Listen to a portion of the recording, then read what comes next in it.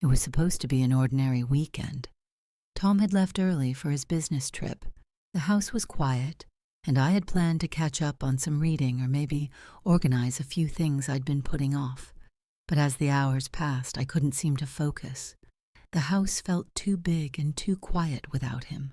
I found myself thinking more and more about Jason, my stepson. He'd been home for a few months now, trying to get his life together after college, and though we were always polite with each other, something about our interactions had changed lately. He wasn't the same kid who'd reluctantly moved in after his father and I got married. He was grown now, a man, and I couldn't deny I'd noticed it. I didn't mean to feel this way. I loved Tom, but Jason had a way of getting under my skin without even realizing it. It was innocent at first. Long talks in the kitchen when Tom was out, joking around, sharing meals. But the way Jason looked at me lately, it made me feel things I hadn't felt in a long time, and I hated myself for it. That Saturday, I came downstairs to find Jason lounging on the couch, flipping through channels like he didn't have a care in the world. I watched him for a moment before he noticed me, feeling a strange tightness in my chest. I wasn't sure what it was, but I knew I had to keep it in check. "Bored?" I asked, sitting beside him. He moved over, making space for me, and I could feel his eyes on me as I settled in. "A little," he said with that boyish smile I knew so well. "It's too quiet in here." I nodded, trying to focus on the TV, but I couldn't shake the feeling that something was shifting between us. His leg brushed mine as he moved, and it sent a small jolt through me. It wasn't the first time I'd noticed how close we were lately, but today it felt different, more intense. The silence between us stretched out longer than usual, and when I suggested we watch a movie, it was more to distract myself than anything else. I went to the kitchen to grab us some wine, hoping it might help calm my nerves. When I came back, I handed Jason a glass, our fingers brushing lightly as I did. I tried to ignore how it made my heart race. This was ridiculous. I was overthinking things. Jason was my stepson. Whatever I was feeling was just a weird reaction to the quiet house, or maybe to Tom being away. But as the movie played, I couldn't concentrate. Jason was sitting closer than he usually did, and I couldn't help but notice the way he filled out the space next to me. His presence was magnetic in a way I wasn't prepared for. I could feel the warmth of him, the subtle tension growing between us, and no matter how much I tried to push it away, it lingered. I shifted slightly on the couch, aware of how close my hand was to his on the armrest. My mind was a blur of thoughts I didn't want to have, thoughts I'd been ignoring for weeks. This wasn't right. But when I looked at Jason, really looked at him, the line between what was right and what wasn't began to blur. As the movie dragged on, I barely registered the scenes on the screen. My focus was elsewhere, on the man sitting beside me, on how close we were, and how wrong it all felt, yet I couldn't stop it. I kept telling myself it was harmless, that we were just spending time together like we always did.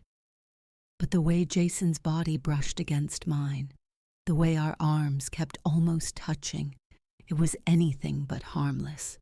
I could feel the tension thick in the air between us, the kind that builds slowly, creeping up on you until you can't ignore it anymore.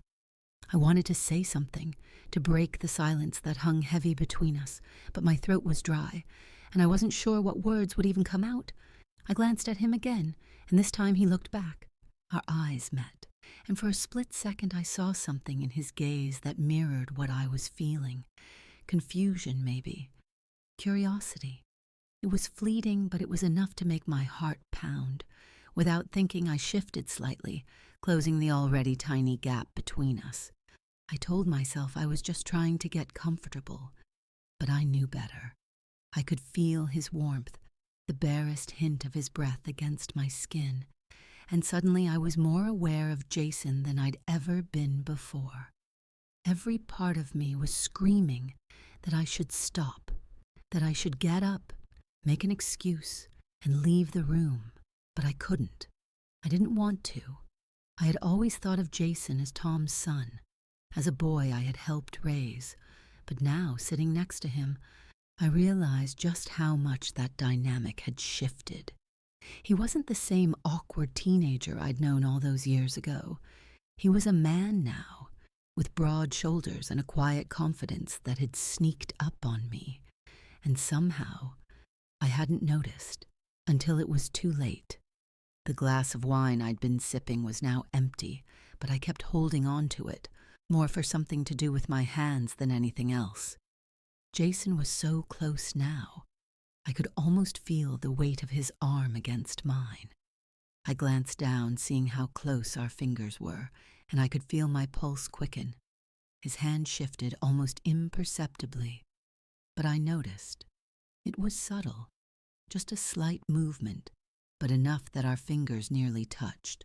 My breath caught in my throat, and for a moment I wondered if he felt it too, this strange pull between us. I didn't know what to do, how to respond, and my mind raced with conflicting thoughts. I told myself again that I should get up, that I should put an end to whatever this was, but my body refused to move. My heart was pounding, my skin warm, and all I could think about was how easy it would be to let my hand slip just a little bit closer, just enough to feel his fingers against mine. But I didn't. I couldn't. This was wrong, and I knew it. Tom was Jason's father, and I loved him. But sitting there in that moment with Jason so close, I felt like I was standing on the edge of something dangerous. And part of me wanted to step over the line.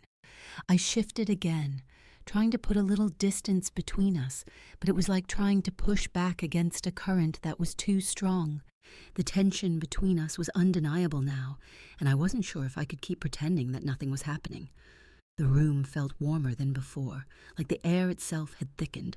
I could feel my pulse in my throat, and every second stretched out painfully slow, the weight of what could happen pressing down on me.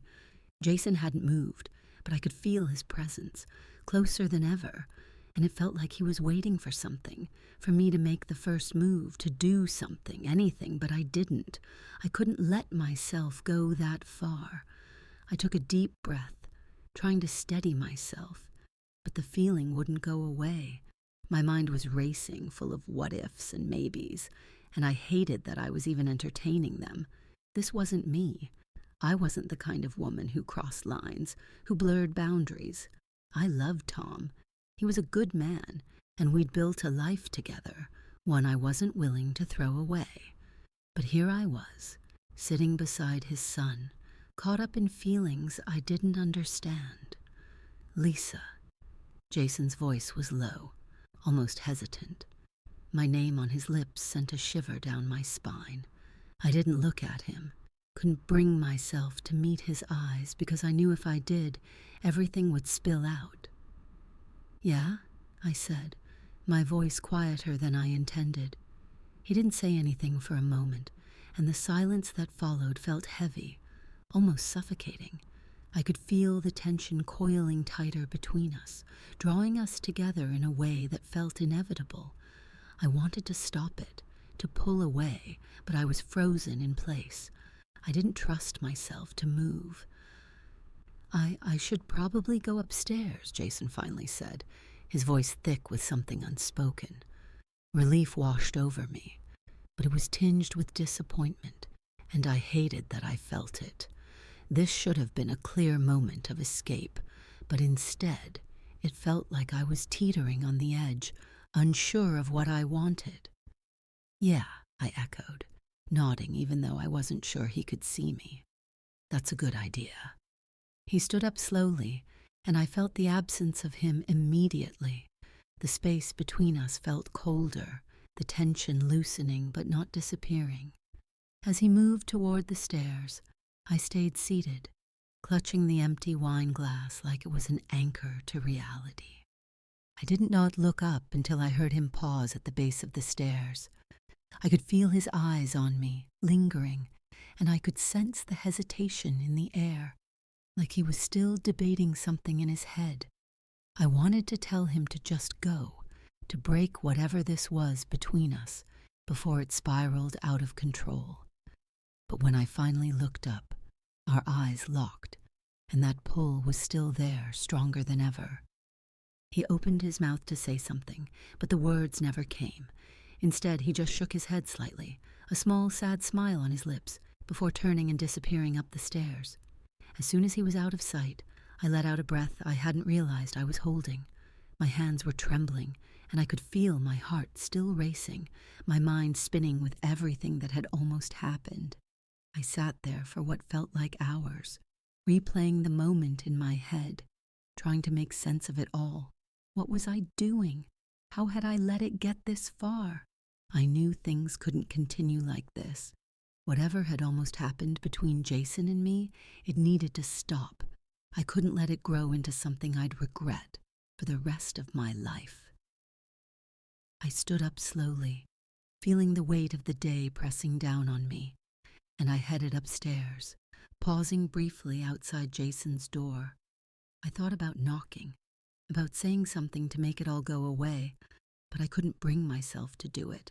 Instead, I walked to my bedroom, crawled under the covers, and lay there in the dark, trying to quiet my thoughts. It wasn't just Jason. It was me, too. Something had shifted, and I didn't know how to shift it back.